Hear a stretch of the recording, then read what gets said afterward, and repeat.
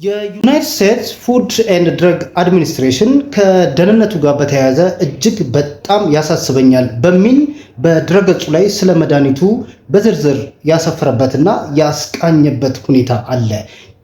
ጤና ይስጥልኝ ውድ ቤተሰቦቼ።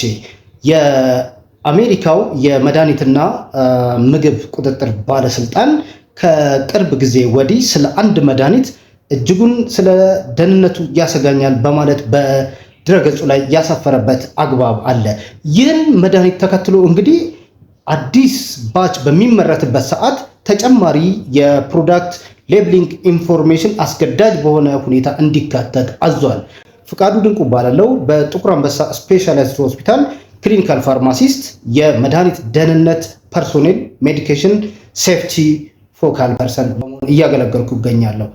ውድ ቤተሰቦቼ እንደገለጽኩት የአሜሪካው መድኃኒትና ምግብ ቁጥጥር ባለስልጣን ባለፉት 2-3 ወራት ውስጥ ስለ አንድ መድኃኒት የደህንነት ስጋት አለው በማለት በድረገጹ ላይ ያሰፈረበት ሁኔታና እንዲሁም ደግሞ ስለ መድኃኒቱ ከዚህ በኋላ በሚመረቱ አዲስ ባች መድኃኒቶች ላይ ተጨማሪ የሆነ ፕሮዳክት ሌብሊንግ ኢንፎርሜሽን እንዲካተት አስገዳጅ ሁኔታን አስቀምጧል። ይህ መድኃኒት ማን ነው?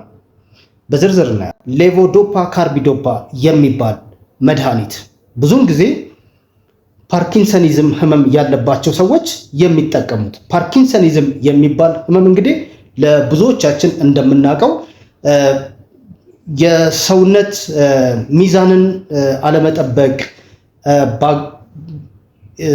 የመንቀጥቀጥ ወይም ደግሞ በጣም እጅግ በዝግታ ስሎው የሆነ ሞሽን ማድረግ ይሄ ላይክ ብራዲካይኔዥያ፣ ዲስኬኔዥያ የሚባሉ ሲምፕተሞች ያሉባቸው ታካሚዎች የሚወስዱት መድኃኒት ነው ማለት ነው።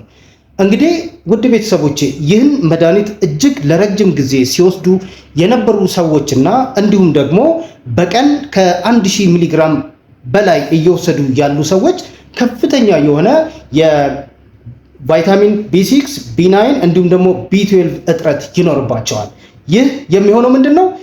ቫይታሚን ቢ6 እንዲሁም ደግሞ ቫይታሚን ቢ9 ብሎም ቫይታሚን ቢ12 የሚባሉት ይህ ሌቮዶፓ ካርቢዶፓ የሚባለው ነገር አክቲቭሊ እነዚህዎች ላይ ባይንድ ያደርጋል ማለት ነው።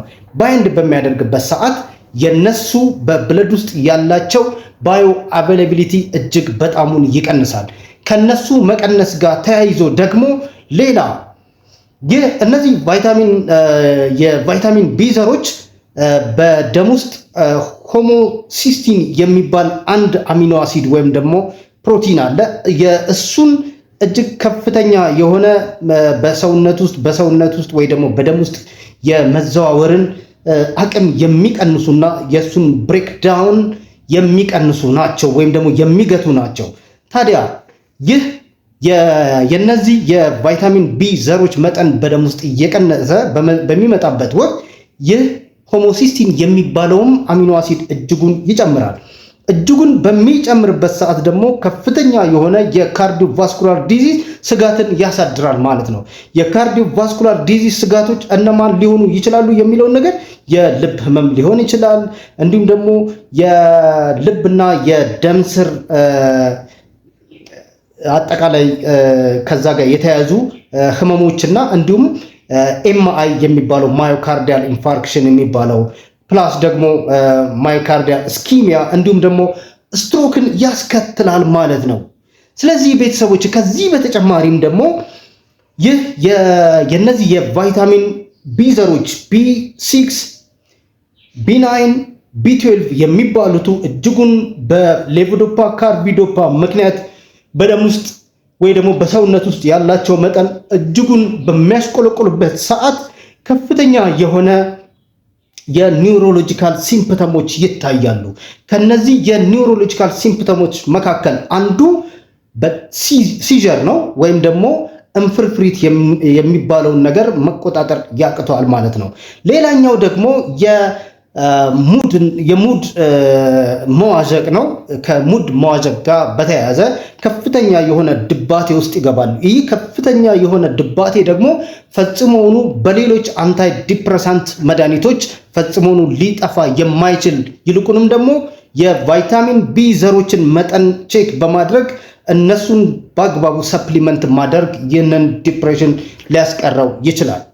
ውድ ቤተሰቦቼ ታዲያ ከዚህ መልእክት ምን መልእክት ቴክ ሆም ሜሴጅ ልንወስድ እንችላለን የሚለውን ነገር ስናይ በእነዚህ ሰዎች ሕክምና ዙሪያ የትኛውም ፓርኪንሰኒዝም ዲያግኖስድ የተደረገ ፔሸንት መጀመሪያ የቫይታሚን ቢ ዘሮች መጠን ሊታወቅ ይገባል ማለት ነው።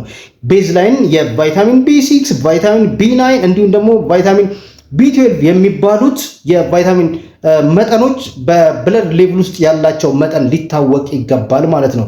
እነዚህን በማወቅ ትሪትመንቱን ቴለር ለማድረግ በአግባቡ ይረዳናል። ስለዚህ ይህንን በማድረግ ከፍተኛ የሆነ የካርዲዮቫስኩላር ሪስክን ማስቀረት እንችላለን ቤተሰቦቼ። ስለዚህ ሐኪሞቻችን እነዚህን አዲስ ፔሸንቶች ወደ ትሪትመንቱ በሚያስገቡበት ሰዓት እንደነገርኳችሁ ቤዝላይን የቫይታሚን ቢ ዘሮች ምርመራ በማድረግ እንዲሁም ደግሞ ከወሰዱም በኋላ እዚህ መድኃኒት ላይም ደግሞ ስዊች ኦን ካደረጓቸው በኋላ በቀጣይነት ይህንን ነገር እንደ ሰፕሊመንት ሊወስዱት መልቲቫይታሚንን መውሰድ ይችላሉ።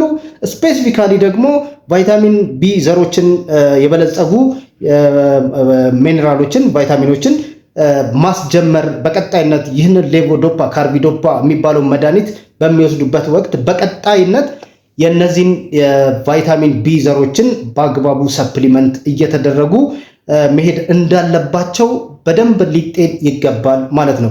ውድ ቤተሰቦቼ ከዚህ ጋር በተያያዘ በቀጣይነት ሰፋ ያሉ ከመድኃኒት ደህንነት ጋር በተመለከተ ሰፋ ያሉ ማብራሪያዎች ታገኛላችሁ። ፎሎ ማድረግ፣ ላይክ ማድረግ፣ ኮሜንት መስጠት፣ ሪፖስት፣ ኮፒሊንግ ማድረጋችሁን አትርሱ። ውድ ቤተሰቦቼ በቀጣይ ቪዲዮ እስክንገናኝ ድረስ ሰላም ቆዩልኝ። ቸርን ሰንብት።